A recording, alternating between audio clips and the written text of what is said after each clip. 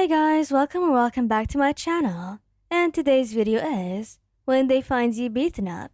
Please don't forget to subscribe and let's get going. You are used to the sting of pavement against your cheek, the metallic tang of blood in your mouth. This alley, like so many others, had become a canvas for your misfortune. Usually, you were quick enough, agile enough to avoid the worst of it, but tonight, a combination of bad luck and sheer exhaustion had left you vulnerable. A sharp kick to your side made you gasp, and you curled tighter into yourself, trying to protect your ribs. Still awake, huh? Tough shit. A voice sneered above you. You didn't respond, conserving your energy, focusing on the pain. This wasn't a fight you could win. Suddenly, a new voice, loud and booming, cut through the night.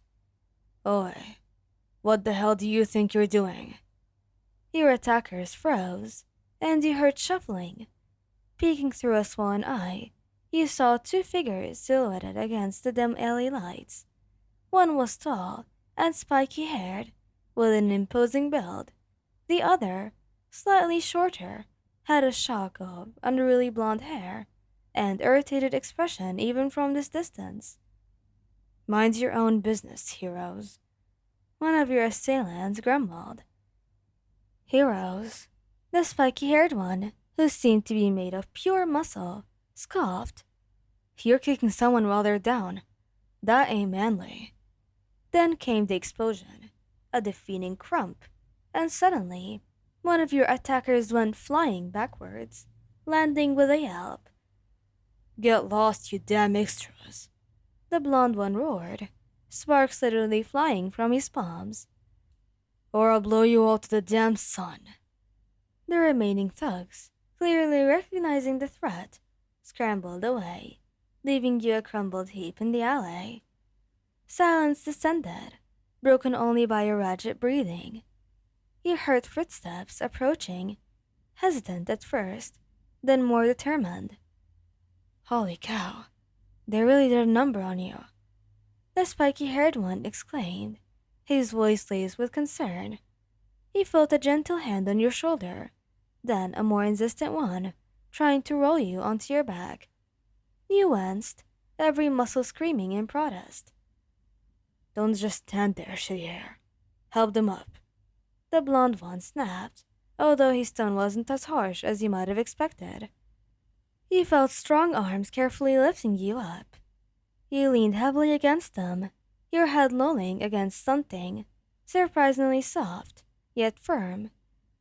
Easy there, the spiky-haired guy said, his voice a low rumble. We're not going to hurt you. As they helped you stumble out of the alley and towards the brighter streetlights, you got a clearer look at your saviors. The one supporting most of your weight had bright, red spiky hair and a wide, genuinely worried expression. He was clearly a hero.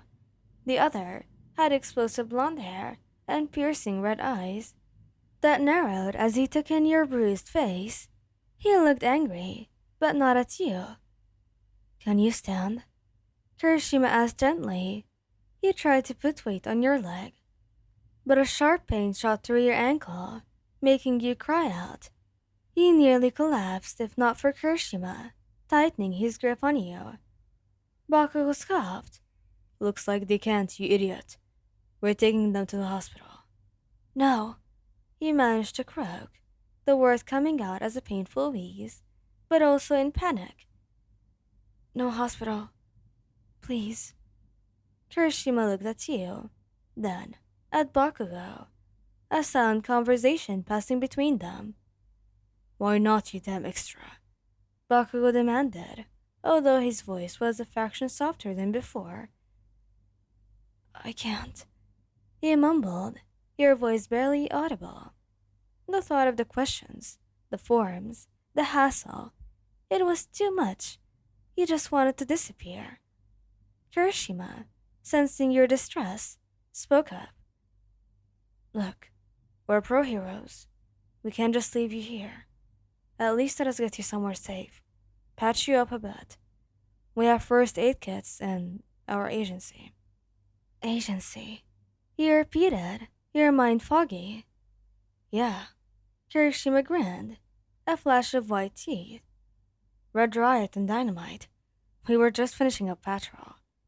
Bakugo grunted, clearly annoyed at the self-introduction, but didn't argue. He just stared at you, as if trying to decipher your reluctance. Okay, he finally whispered, the word a surrender. Okay then. The walk to their agency was a blur of throbbing pain and the surprisingly comforting presence of Kirishima's steady arm around you. You could clearly recognize their names. Bakugo Katsuki was Dynamite, the blonde-haired one, and Kirishima Ejiro was Red Riot, the red-haired one. They were pretty famous these days. Very much pro-heroes, just like they said. Bakugo walked a few paces ahead, occasionally glancing back, his expression unreadable.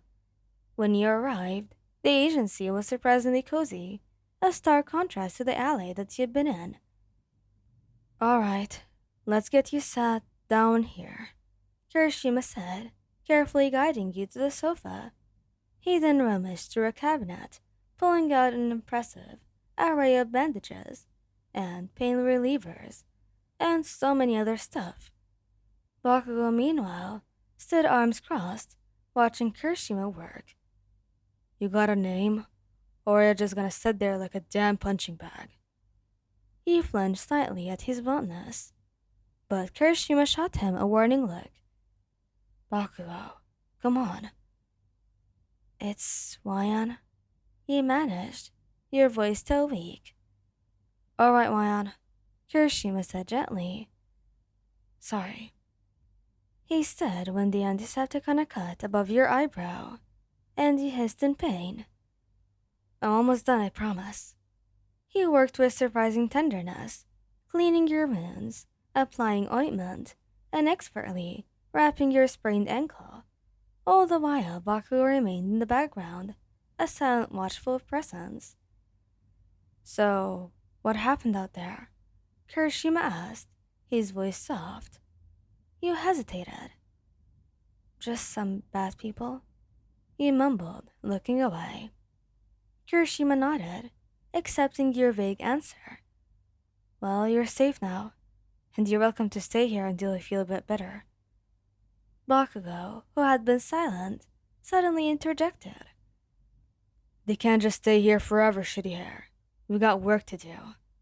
I know that, Bakugo, Kirishima replied, although he didn't raise his voice. But for tonight, at least, we can figure things out in the morning. He looked between them, two very different heroes who had, against all odds, come to your rescue. Thank you. Both of you, really. Bakugo just grunted, turning his back to you and walking towards the desk, muttering something about damn paperwork. Kirishima, however, gave you a reassuring smile. No problem, Wayan. That's what heroes are for, right? You were really brave back then, even when you were hurting. He felt a warmth spread through you, a feeling that you hadn't experienced in a long time. So, how about we get you some real food?